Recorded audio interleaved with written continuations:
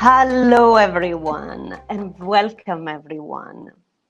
I'm Alessandra Sala, Ambassador of Women in AI Ireland, and I'm delighted to host you at Women in AI World Summit and in our live session broadcast from Ireland. Women in AI is a non-profit organization with the mission to close the gender gap in the field of AI and to build ethical, responsive, and inclusive technology using AI for social good. In this session today, we will discuss sustainable development goals and integration and space.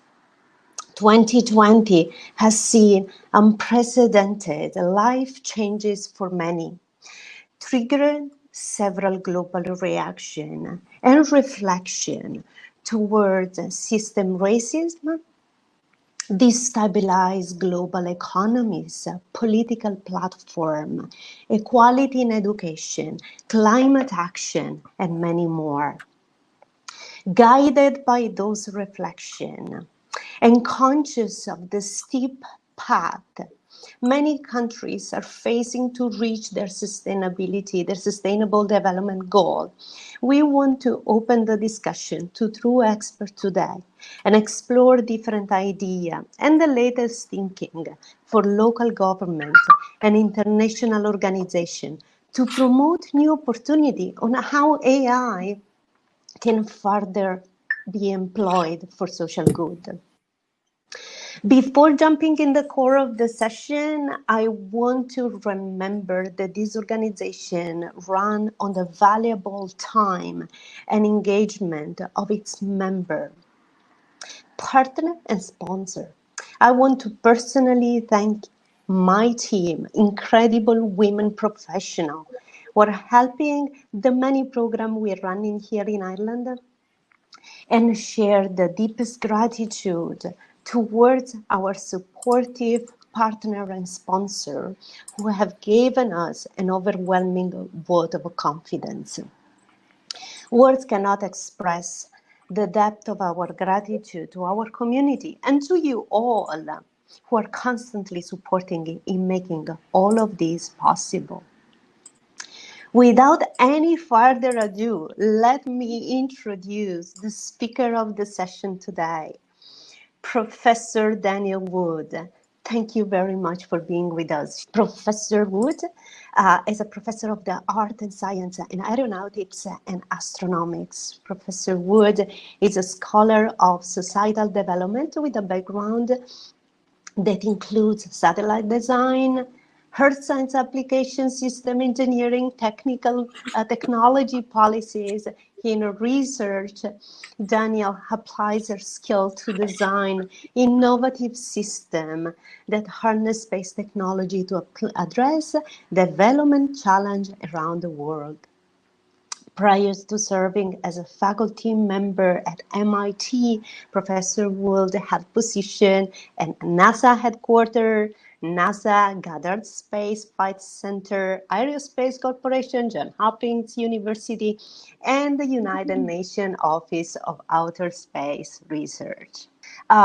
Professor Ray Walshe, tenured professor at Faculty of Engineering of Computing in Dublin City University, Ireland. He is also the chair of the BVA Standard Group, the chair of Networking Department, the Gender Responsive Standard Initiative at United Nations Economic Commission for Europe.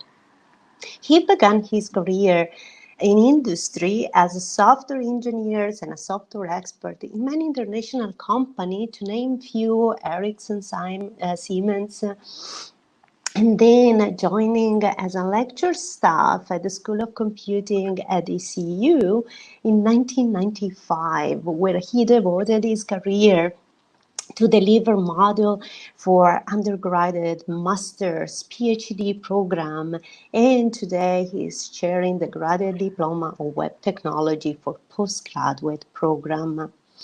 Ray is part of the Insight Research Center, the Adaptive Research Center, Those are the leading research institution in data analytics and AI in Ireland. And Professor Ward is contributing to several standardization activity, EU World Economic Forum, and he is one of the experts of the NSAI National Expert Group on Cloud, Big Data, AI, and he holds many other positions. So I'd like to give it to Danielle now for her presentation, and then we will hear from Ray. Then we will enter a Q&A session. So let me stop sharing here and allow Danielle to share. Thank you so much. It's my pleasure to join you, and thank you for this opportunity to discuss my research on sustainability on Earth and in space. I'll be sharing projects of the Space-Enabled Research Group, which I lead at the MIT Media Lab. So thank you for this opportunity, and it's my pleasure to be with all of you.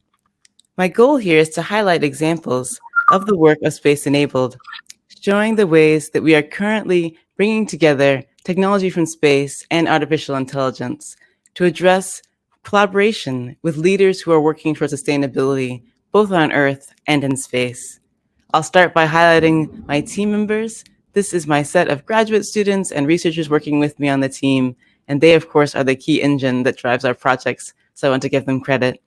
The mission of Space-Enabled is advancing justice in Earth's complex systems using designs enabled by space. And of course, with a title like this, we have to ask the question, what does justice mean? And I'll show throughout several of our research areas that we have several perspectives on justice, which I will highlight. At Space-Enabled, we are considering in particular 6 space technologies that we believe are already being used throughout society to help support sustainable development. But we also want to ask how they can be used more effectively and made more accessible and sustainable so that people from every country can benefit from these tools.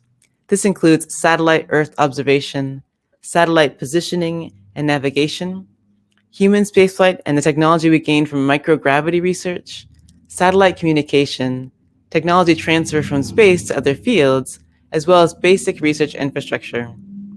In addition, I work in a very interdisciplinary manner, and our team draws from several research methods. I show 6 here that are our core areas. We often collaborate with people from other fields as well, but our team members bring with them the skills of working from design, practicing art, using social science from a variety of fields, especially history and anthropology. We draw from geospatial data analysis and artificial intelligence, as well as satellite engineering and complex system modeling. You'll see examples of some of these methods in our work today. Our work within Space-Enabled falls in 3 themes. The first is this broader question. As I mentioned, our mission statement talks about what it means to find the links between technology and justice. So some of our work is in social science, developing theory, especially in innovation policy and technology policy. The second is designing space technology to support sustainable development and collaborating with leaders who are working on the sustainable development goals in their own country. And the third is designing space systems that are both accessible and sustainable. I'll give you a few examples to highlight, especially our use of artificial intelligence, but also the work we're doing to ask how systems driven by AI, as well as other technology systems, can be more socially equitable and contribute to anti-racism. First, the examples of how we think about supporting sustainable links between humans and the environment using systems enabled by satellites. And this highlights several examples where we're using artificial intelligence as part of our tools to understand and create decision support systems using artificial intelligence. As I mentioned earlier, we're often asking, what does it mean to advance justice? And one answer is to draw from Sustainable Development Goals.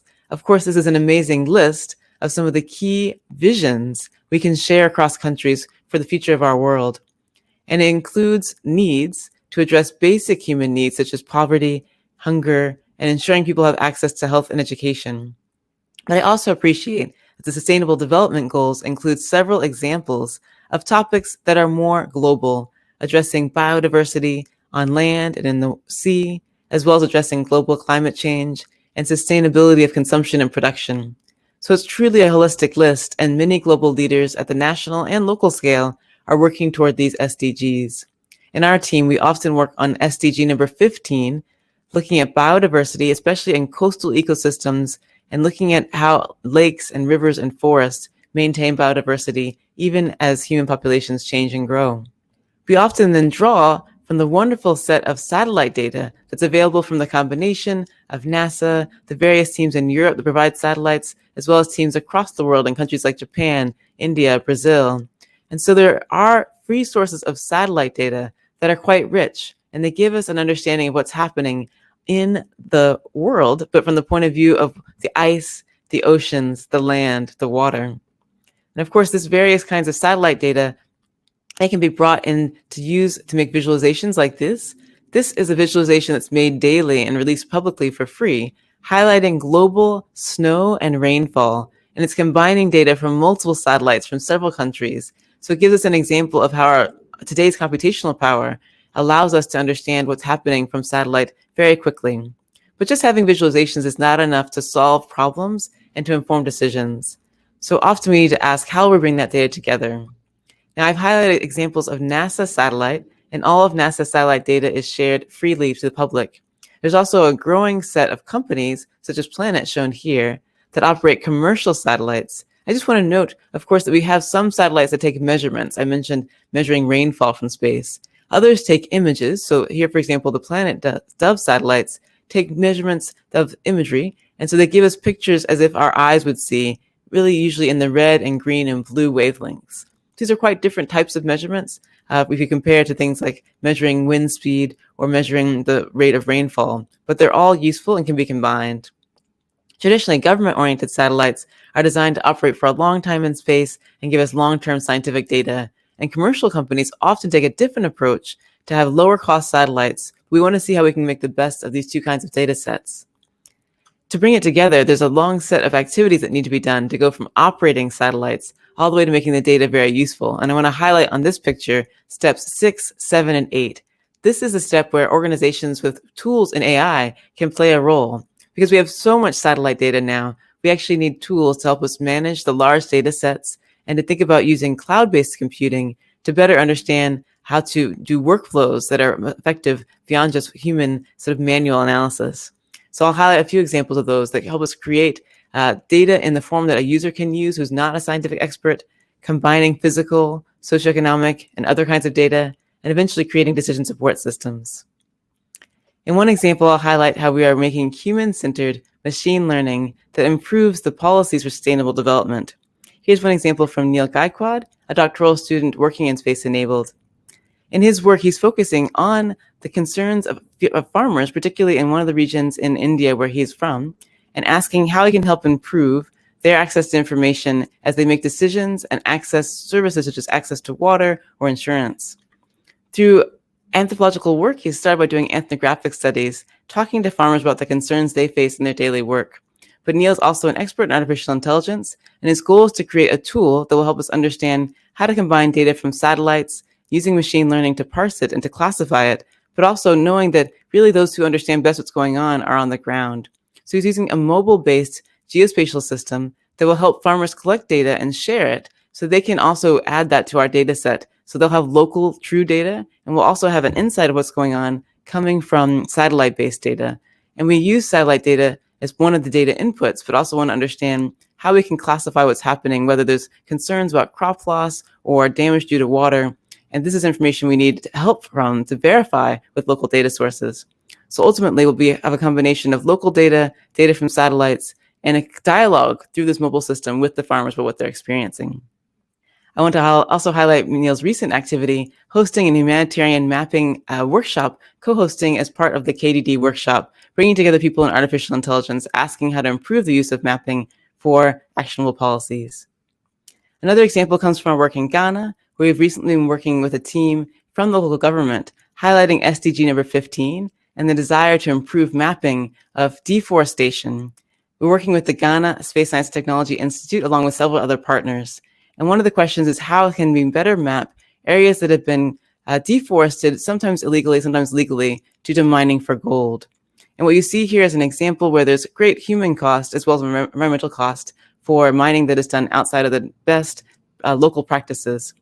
And we've been using tools for machine learning to classify satellite imagery, coming especially from the Landsat 7 and 8 satellites operated by NASA and the USGS. And we have a chance to identify which areas are water, urban, mines, or vegetation. And it's possible to do a long data set using cloud-based computing and Google Earth Engine and using artificial intelligence to do the classification through an algorithm we're trying to now validate. So the process is partly to draw from high resolution data to make sure that our analysis is high quality, but we can show, for example, which areas and how much area was converted from vegetation, such as trees, to mining or urban use. And we've highlighted which years really had great increases in vegetation. And by using high resolution satellite data, we're also able to validate and see the level of accuracy of this analysis using artificial intelligence. And we're getting pretty good analysis and results in the high 80% of accuracy. We're continuing to analyze this work and try to reduce the error even further. One more example highlights using complex system models to inform environmental management in Brazil. This is work led by Jack Reed, who's another grad student in the team. He's doing similar work of using satellite data to map what's happening within mangrove forests. We're highlighting here collaborators from a local university in Brazil. And together they're asking how teams who live and communities who live among mangroves are affected by deforestation. So here we want to use satellite data, but also understand the human vulnerability and social impact, and develop tools that help inform the government decision-making around how to manage and maintain mangroves, again, using the same techniques of artificial intelligence in order to classify the satellite data and understand where we've seen changes in mangrove growth over time, with very similar techniques to what I showed in Ghana. Eventually, we'll make a decision support system that can be used by local organizations to improve their management of the mangroves. I just want to highlight briefly, some of our work also addresses the combination of technology, complex systems, and anti-racism. This is led by Dr. Caitlin Turner, and she and I have recently would like to announce that we now have a project funded by the National Science Foundation. We'll be studying examples of technology development in artificial intelligence, robotics, and in energy in Boston and Detroit. This work is just getting started, but we've been developing theory highlighting the fact that during the design phase of a technology, there are often many ways that actually sorts of biases, but also systemic racism patterns can be included in the design of technologies. But also we can look at the outcomes of technologies and ask, how are they causing differential harm across different racial groups? So we look forward to future discussions to bring you results of this new work. And thank you so much for this opportunity. Thank you very much, Danielle. Your talk was very inspiring, and we have millions of questions for you in the Q&A session.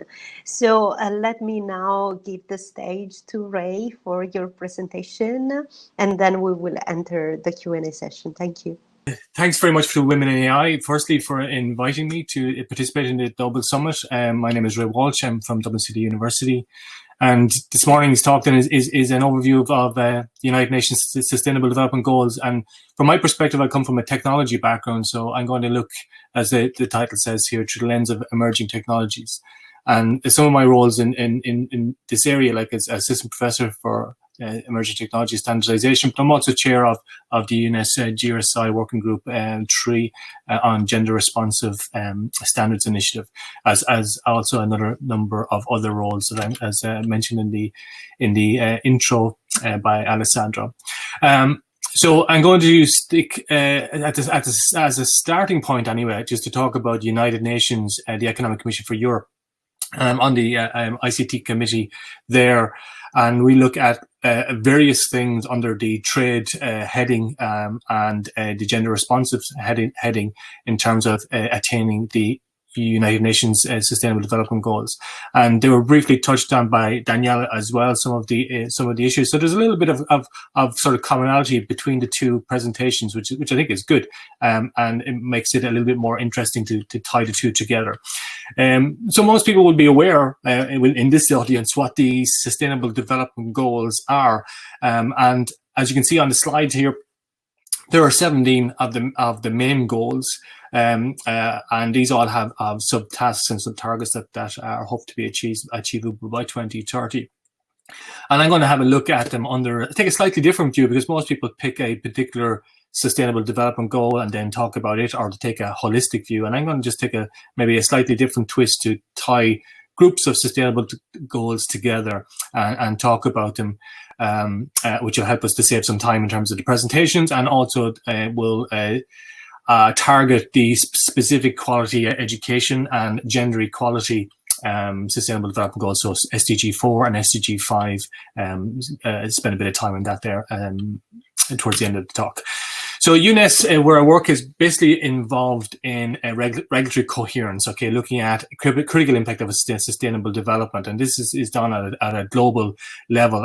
And part of the, I suppose, the ecosystem of trying to have fairness and equality worldwide involves trade, and barriers to trade can have knock-on effects when it comes to economic development, on poverty, sustainability also. And what we're doing in the Working Group 6 of UNES is to evangelize and disseminate and coordinate the use of standards from the United Nations perspective, and a lot of that is in partnership with the UN's ITU, so the Standards Development Organization of the United Nations. But I also do work in parallel with the European Commission and with ISO as well, and UNES support that as well. And we again advocate use of standards for implementation of the UN-wide goals, and that's why I'm taking this AI and technological and standardized view of the Agenda 2030 and Sendai framework, which is for more towards risk and disasters, etc. So primarily I'll be talking about Agenda 2030 UN SDGs. And UNES then brings out publications on a regular basis and digital sustainable trade facilitation, such as this report from 2019. And this is these type of reports then can be form part of government strategy and government policy for achieving of sustainable development using trade and removal of trade barriers as a priority. So to talk about big picture in relation to what's happening in Europe, because obviously from Ireland, like we're a member of the European Union, I want to talk about some of the initiatives that are happening in relation to standards and ICT standards in particular, and with the lens of AI and big data for international standardization for the United Nations Sustainable Development Goals. So the European Commission is a partner in standards because all international standards like ISO and IEC and ITU, once they have been adopted by the international community, and then de facto they become European standards. And once they become European standards, then they become standards within the EU member states. And all of these standards, which have an impact, in particularly on the SDGs, then they're important from this point of view because they become member state standards and facilitate the European Union Standards Development Agenda. And some of that can be seen from the rolling plan of standardization, which the EU engaged with, and the multi-stakeholder platform on standards, which some of my projects will be participating with in the near future.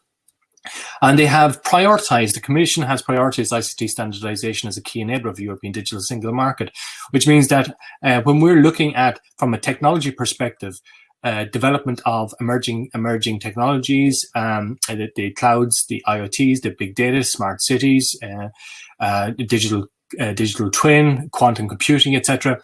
Then as they are happening, then we see prioritization of ICT standardization in those areas are key for market development.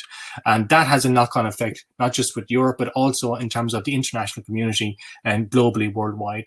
And certain parts of the globe then are inadvertently affected. Well, they have this, it's a knock-on effect due to their own economic situation, that they may not be able to get the maximum output from the standards community, but that's something we need to address and change.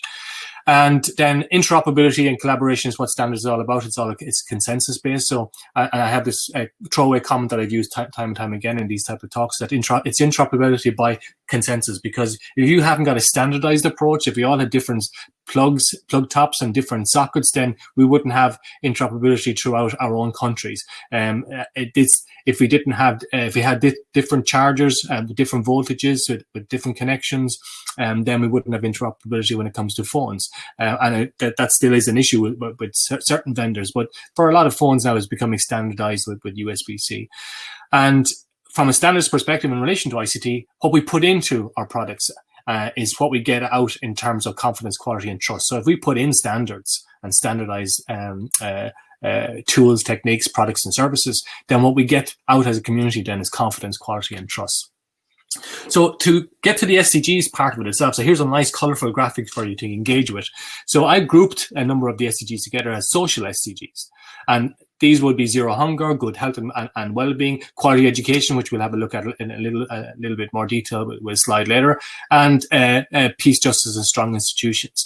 And how can technology then affect that? And we've already seen situations where the global satellite observation, and Danielle was talking about this, can have a major impact. Like, so Earth observatory work and satellite imagery can have a major impact on crop yields if we have AI and big data analyzing, reducing cost and waste, as you can see there, also for targeting viruses and armyworm in specific instances, but also from a delivery of healthcare, from a public services point of view. Digital technologies are now becoming all pervasive within the services, and not just in the developed countries, but also in the developing countries as well.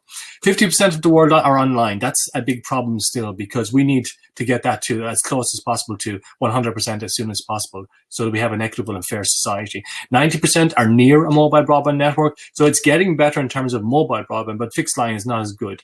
And part of achieving social SDGs involves governments getting engaged and looking at not just ICT market, like what I'm looking at here now, but also non-ICT, and creating policies and strategies for food and water and energy and smart cities and health and education and climate and oceans and seas. So not just specific ICT, although ICT has an impact on these specific these particular sustainable development goals as well. And then big data and AI for verification, detection, tracking, risk mitigation. Again, another function of satellite imagery will be for maybe looking at poaching and livestock monitoring, etc., etc. From the economic SDGs point of view, I'm grouping together under no poverty, gender, which we'll mention later, equality, economic growth, innovation and infrastructure, and reduced inequality. So these all have an economic impact. And from the technological and emerging technological point of view, what impacts can happen here is it can be financial, like cheaper and faster payment systems. So this is using AI and big data with DLT, or distributed ledger technology. Everybody will have heard of say blockchain from the news items and probably cryptocurrencies anyway, but the actual underlying technology, distributed ledger technology, is very, very powerful, and it's a verifiable way of tracking transactions. And this is something that in Africa in particular is something that can have a big payoff in terms of payment of vendors, etc. Reduction of gender bias in AI systems, we're going to talk about that a little bit later. New jobs being created by technology, but access to those jobs is important. Like, so have we got equality? Have we got fairness? Have we got inclusivity when it comes to getting access to jobs? Is that a level playing field? And that's something that we may need to work on to achieve the SDGs. Telecommunications, the competition in telecommunications has led to partnerships which are more inclusive, because the key thing about telecoms infrastructure is that it's gender agnostic. So if you have the technology and if you have access to the technology, who the users are is irrelevant once you have access to it. And then bridging the standardization gap. This is something that we're trying to do right across the board, through not just through the UN work, but through ISO and IEC, ITU, IATF, W3C, the various other standards setting organizations and standards development organizations. And lastly, of the groupings, and I'm looking at environmental SDGs. So SDGs like 6 and 7, which are clean water and clean energy, then sustainable cities, climate, obviously the big one, which everybody knows is environmental, but also life below water and life on land. And how can ICT then impact on that in relation to achieving those goals? Well, smart water management, for you have sensors that are deployed now in seas and in oceans and at river mouths and river basins, at reservoirs, etc. And that can have a huge payoff in terms of detecting and monitoring pollution, but also to counteract it. Like if you see the Seabin project, for example, you have these remote control robots, not remote control, actually autonomous robots, which just go out and collect plastic out of our seas and oceans. Like, it's a brilliant initiative. You have solutions from ICT in relation to efficiencies and energy and renewable resources, like for creating wind and solar and wave energy, to allow us to create these smarter, sustainable cities. So where we have procurement and construction nutrition and home health and finance, and all of those infrastructure type sectoral issues are addressed within the confines of a smart and sustainable city. AI and big data for monitoring and adapt to the effects of climate change. So we've seen where we can analyze what's happening in terms of the emissions of gases, what's happening in terms of the increase of the temperature globally, and we can use AI and big data to try and counter that, to come up with efficiencies and sustainable solutions which don't impact on our environment. So looking at more of a circular economy. GPS tracking for wildlife, so this comes in again under maybe poaching and protection, but also from a herd monitoring point of view, from the health of the wildlife. Inclusive digital economy and society, so that's like pulling together the standardization bodies from right across the world, like I mentioned, ITU, UN, ISO, and EU. So this again is not just looking at it from an ICT perspective, but also looking from a standardized ICT perspective. And I said I'd mention something specifically about SDG 4. So the 5 priority areas, so this comes from the ICT in Education, Achieve the Education 2030 Agenda report. So this is what was identified as ways of, I suppose, mitigating against with using the use of ICT to create a better education environment. And these are the topics that they came up with. Like, and I when I came across this report, I thought, well, this is something that I could put into this talk. And I think it highlights really where we need to go and rather quickly in relation to the education. So expanding of TVET, which is a technical vocational education technology, but also higher education. So and use of ICT in those areas. And COVID has actually kicked us all off campus. So it's a good way of getting us kick-started in that regard. So Zoom has become the new classroom.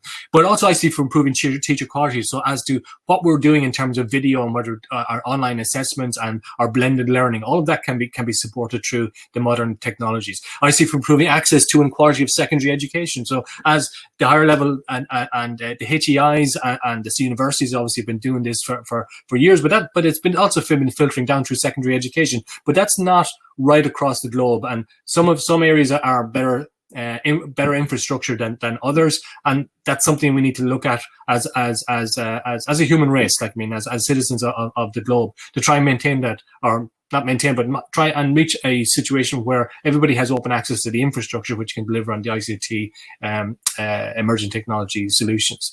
Inclusive and equitable learning, so that there is no that we are all inclusive, that there's a diversity in our student body, and doesn't even have to be your standard I suppose typical student. We're talking about adult learning. We're talking about different types of modes of learning as well, like whether it's remote on campus, whether it's hands-on, like it's apprenticeship modes, etc.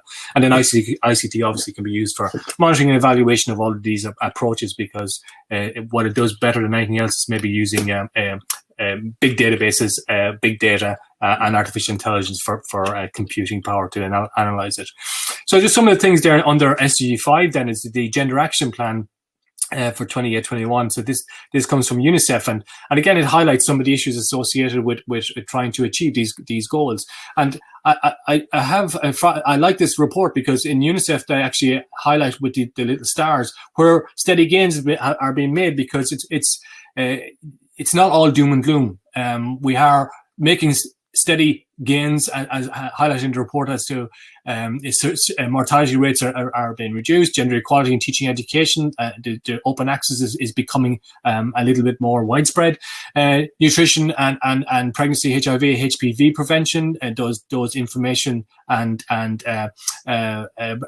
programs like are been rolled out and worldwide. Girls' secondary education and skills has been improved, and this is a key one as well, like which is child marriage and early unions. Like there've been some progress made in this, but there's a lot of work yet to do in that.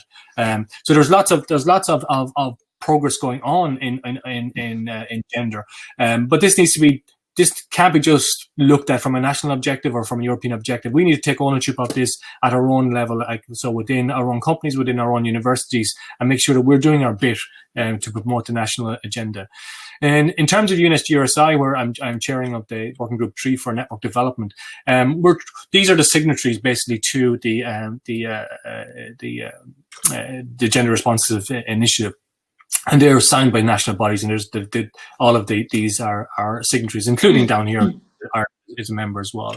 But we need to expand that from national bodies to universities, corporation, and consortium, and from aspirations to action. So rather than just signing up to gender responsiveness, to actually take ownership of it and create projects around that.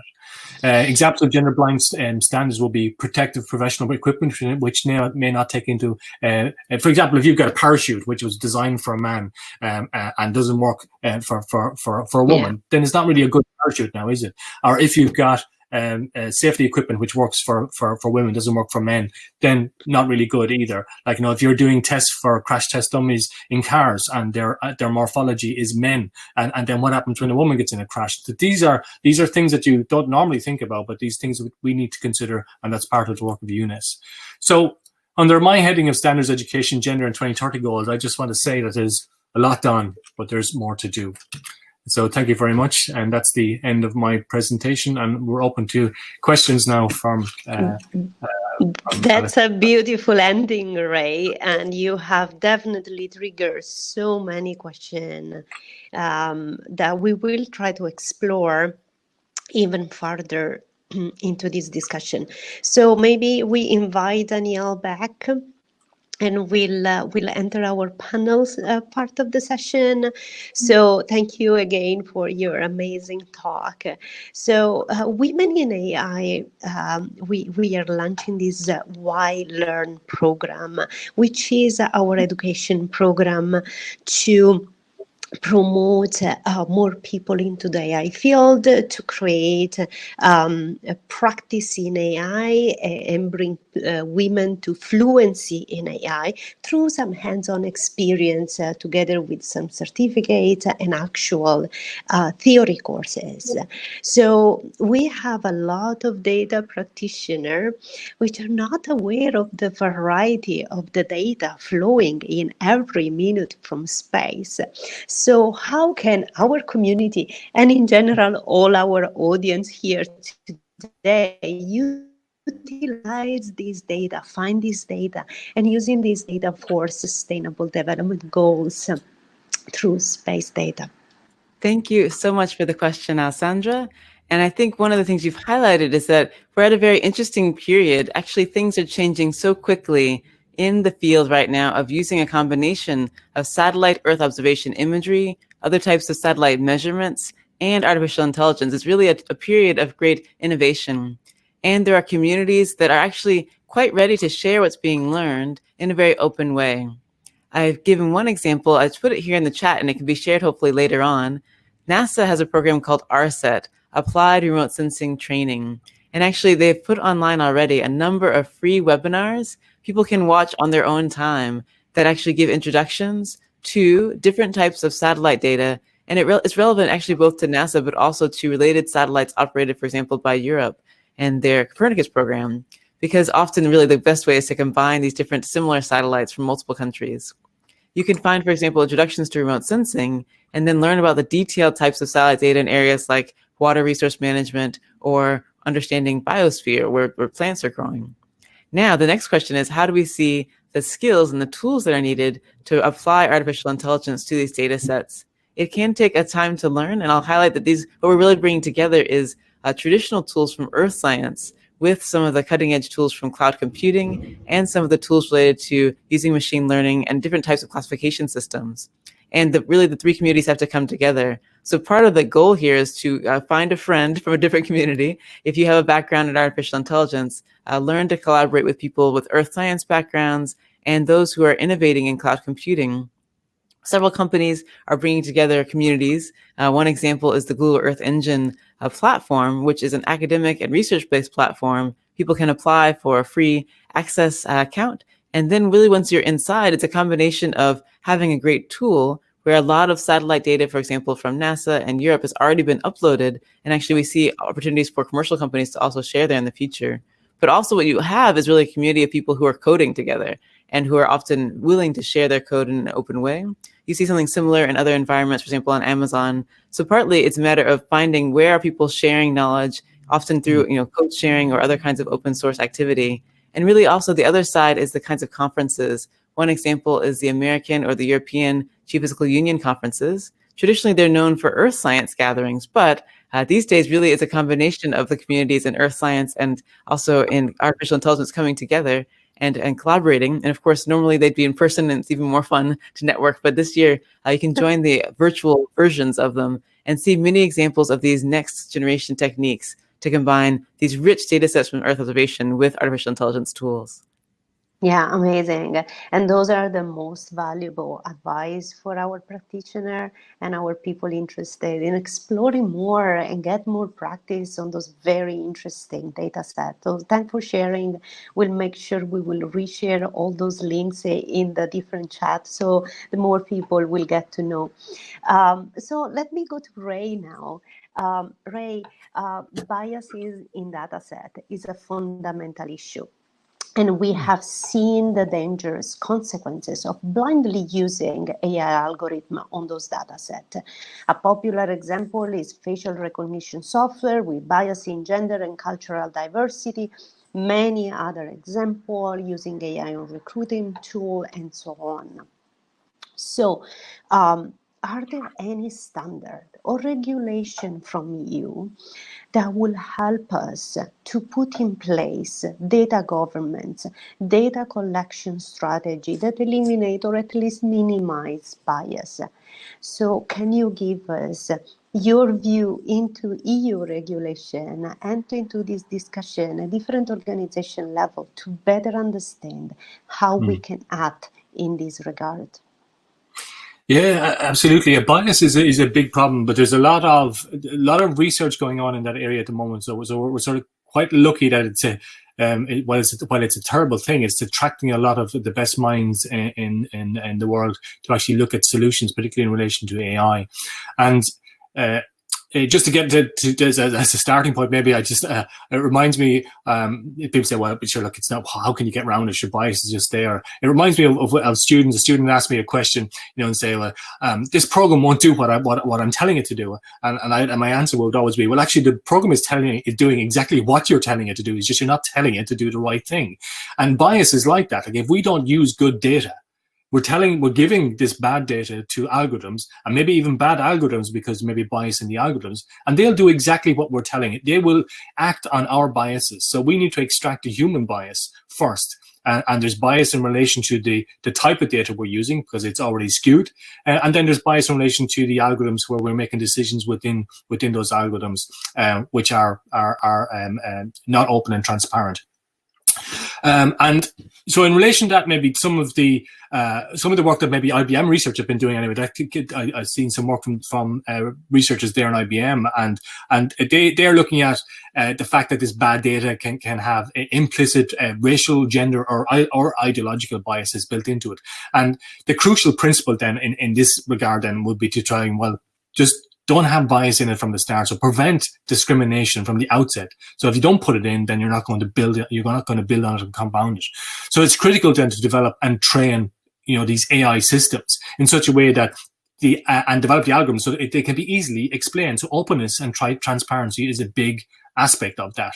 And like in terms of some of the researchers, I think there was 180 human biases that were defined and classified. Like when it came to, like, it's staggering, like what the unconscious mind is doing. And we've all seen the examples, like, where facial recognition has gone completely awry, like, targeting specific groups, minority groups get targeted with it because of bad programming, bad algorithms. So it's a problem. And it's something that we need to address. So these biases are finding their way into the systems that we designed, and this can affect governments and businesses. Bad data used to train the AI can have, as I said, it can erode trust, which is the big thing. Like, it can erode trust between the humans and the machines in particular. And to countermand that, we need again, getting back to standards, and the European Commission and the international standards organizations obviously are looking at that. The European Commission are looking at it from the point of view of the high level expert group on AI and trustworthiness in AI. And there's trustworthiness working group within ISO standards committee 42 on artificial intelligence as well.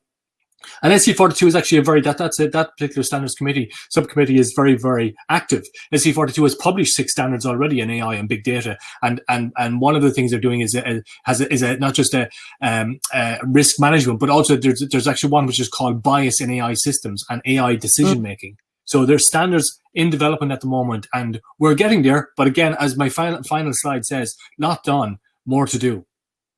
This is perfect. This is exactly what we wanted to share with people, the knowledge that things are happening and the resources where people can go and learn about those activities and also contribute and influence in the right way. Thank you very much, Ray. Let me go back to Danielle. Danielle, why is a global organization? Only today we have more than 190 countries, people connecting from all over the world. From a global perspective, you previously have worked in countries like Ghana, Benin, India. So how reproducibility can be applied, and is space research in different countries implying that there needs to be a broader perspective in how to tackle sustainable development goals from different countries, and how reproducibility is playing a role in helping you to scale up the important things that you're doing in those countries? This is a wonderful question about reproducibility. It's one that I'm often receiving. And I actually want to go back a few steps and highlight what would be the question we want to move forward to see what local leaders want to do with the data. So what's great is that satellites inherently provide global data sets. And then the next question becomes, what do you do once you have the data? I showed this flowchart earlier with 8 steps, describing the first 5 or 6 steps focus on producing data with satellites. And the last few steps focus on combining satellite data with other types of data and really using it to actually understand what's going on in an environment and make decisions, especially for policymakers. I highlighted also the space-enabled EVDT model, environment, vulnerability, decision, and technology, meaning we ask 4 questions to understand how to improve decision-making around environmental management issues or other public safety issues. Lately, we've expanded the same model to look at COVID, so we can add a public health component and ask, what's happening in terms of COVID cases and other health issues? What's happening in the environment and how is it affected by human behavior changes during COVID? What's happening in terms of economic and social changes, things like unemployment or access to housing and fair and safe places for people to gain food and education? And what's happening under policy? Lately, I've had the chance to work with leaders in several countries, including Brazil, Chile, Mexico, Angola, and Indonesia. And I've asked each country, how are you using geospatial data to address these kinds of questions during COVID? And in particular, I've had a chance to work either at the city level or national level with university scholars and sometimes government agencies who are directly involved in responding to COVID in their country. We've designed a system called the Vita Decision Support System. And you ask about reproducibility. Our goal is not to reproduce the exact same system in each country, but to ask each local organization how they would like to apply data sets that they've created locally, as well as globally available data sets such as satellite imagery of their own region. And the idea is to find the right balance between customizing and making the tools repeatable. So for example, we hope, and we're starting to make prototypes of a Vita decision support system for public health, especially customized to the data sets that are available and the questions that policymakers are asking in places like Brazil, especially in Rio de Janeiro, and in Santiago de Chile. A key message actually is that I wouldn't say that I would make a difference between countries that are often labeled as more developed or less developed. Actually, every country struggles with this piece, this idea of these 8 steps that lead from just having satellite data to actually using it, often using artificial intelligence to help parse it. But in fact, we're all struggling with this around the world, meaning there's no country that has solved this issue, although of course, amazing work is being done by different countries like India and Japan. Several countries in Europe are involved. The European Space Agency is really great about creating these kinds of tools. But I think no one has solved the problem to have just the perfect combination. One example I can highlight is the NASA Surveyor program. They are a collaborative project with a network of organizations around the world.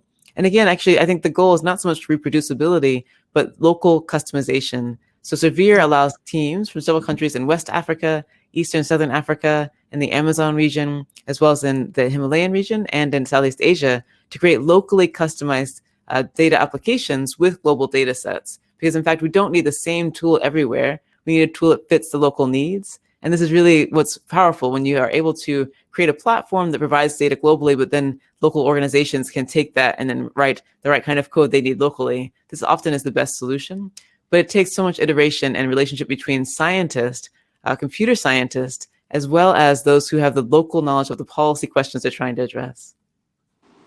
I hope our audience feel inspired as I am, and hearing your ideas and your thoughts is amazing. Thank you, Danielle. Ray, back to you. We had realized that female candidates and candidates from minority groups are a rare resource. So instead of waiting, then magically the situation will change, which it hasn't changed in the last decade that I've been in the field and trying to hire female talent. We have decided to take action to launch the Y Learn program, which is this education program to teach more female candidates and minority group AI, and also help them with practice on real projects. So my question is, which are the initiatives at EU level to ensure increases women participation and improve gender and minority equality metrics? Okay. Yeah, I mean, I think it's a combination of just what Danielle says. Like it's a collaborative. It can't just happen. It has to happen at the local level as well as at the national, international level. Like so. So we all at various levels have to improve the situation, particularly in relation to STEM, so science, technology, education, and now arts as well. Like that and mathematics. That we first of all create these scenarios where we have open access, that there is no discrimination, that we're inclusive and diverse in people that are taking our courses, that there are no barriers put in place for the primary, secondary, or tertiary education and in relation to any minority.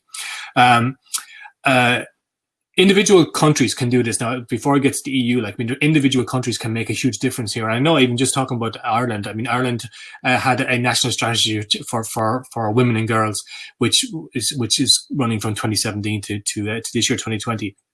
And it's all about creating a better society, which is a big thing. I think it's run out of the Department of Justice and Equality, but it's got. I mean, and I can list them off here because it's something that I have as part of additional information for other presentations. Like, so, objective 1, for example, is to advance socioeconomic equality for women and girls. 2 is to physical and mental health well-being. 3 is visibility in society. 4 is women in leadership at all levels. Because these are all very aspirational and very good aspirations to have, but it's the action, so it's the support, it's the money that's been invested by the government to enact that is the key thing here. So it's not about it's the moving away from the lip service and actually creating projects and initiatives where tangible outputs can be seen and visible tangible outputs can be seen, and that's the holy grail here. Like, that we don't just be, everybody say, oh, look, I'm gender responsive, I'm all into inclusivity and brilliant. That's very easy to say, but put your money where your mouth is, and that's where governments and European Commission and international organizations have to basically up their game. And the last of the this 5th and 6th ones then is combat violence against women and gender equality in decision making. So they're all ones which we've mentioned before, etc. And then there's EU STEM programs which support this as well. So the European Commission has a policy in relation to funding projects, and it has done for Horizon 2020, and will do the same for Horizon Europe going forward to expand out that inclusivity, support projects which are gender responsive, and also to put programs and instruments in place, which allows coalitions and consortium to come together to do greater good, across national boundaries. So as bigger collaboratives across national boundaries, as I said, because they're European projects.